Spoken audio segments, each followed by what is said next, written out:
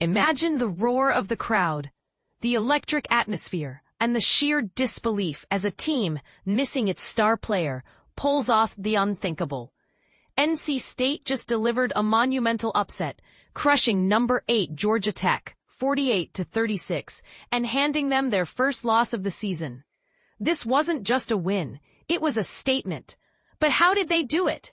Duke Scott, stepping up in place of the injured Hollywood Smothers, absolutely exploded onto the scene. The redshirt freshman ran with a fire that ignited the Wolfpack faithful, racking up a career-high 196 rushing yards.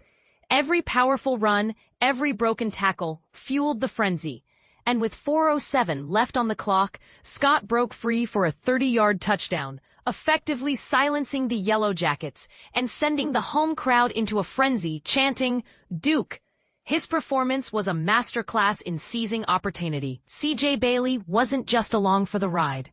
He orchestrated the offense with precision, throwing for a staggering 340 yards and 2 touchdowns, while adding another score on the ground himself. Bailey's dual-threat ability kept the Georgia Tech defense guessing all night. The Wolfpack's offense was firing on all cylinders, converting on 8 of their 10 drives, with 6 resulting in touchdowns. This offensive onslaught was a key part of the victory. But here's the really impressive part. NC State achieved this victory despite being without several key players, most notably their star running back, Hollywood Smothers, who leads the ACC with an average of 103.1 rushing yards per game. This speaks volumes about the depth and resilience of the team. As Wolfpack coach Dave Doran put it, resiliency is what this place is about. The harder it gets, sometimes I think the better we are. This quote perfectly encapsulates the spirit of the team and their ability to overcome adversity. The final moments were pure pandemonium. After Caden Fordham intercepted Haynes King's desperate pass into the end zone as time expired, Wolfpack fans stormed the field, celebrating a victory that will be etched in program history. It was a scene of pure joy and elation.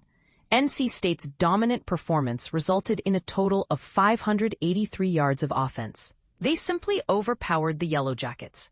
Georgia Tech entering the game with a perfect 8-0 record, their best start since 1966, and is one of only 2 undefeated teams in ACC play, along with number 15 Virginia, were completely derailed. And this is the part most people miss. This victory carries even more weight when you consider that NC State has now handed both Virginia and Georgia Tech their only losses of the season. Though their win over Virginia doesn't count in ACC standings due to scheduling. Is NC State the giant killer of the ACC this year? While Haynes King threw for 2 touchdowns and ran for 2 more for Georgia Tech, their offense ultimately sputtered, settling for 3 field goals and even missing 1. They amassed 559 total yards, but their inability to convert in crucial situations proved costly. Georgia Tech coach Brett Key didn't mince words after the game, stating, "They lined up and physically kicked our butt in a lot of ways. It is what it is. That's on me. I take responsibility for it." Key's honesty reflects the disappointment and frustration within the Yellow Jackets program. But was it just physical dominance, or were there strategic errors on Georgia Tech's part? The Yellow Jackets' red zone struggles were a major factor in their defeat. They twice had to settle for field goals in the third quarter after driving deep into NC State territory. To make matters worse, they even committed a false start penalty on 4th and goal from the 1-yard line, forcing them to kick another field goal. These mistakes proved to be incredibly costly as they struggled to keep pace with the Wolfpack's high-powered offense.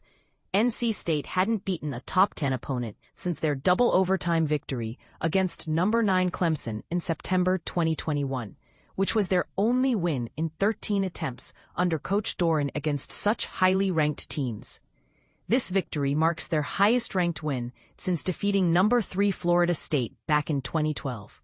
Looking ahead, Georgia Tech has a week off before traveling to Boston College on November 15th.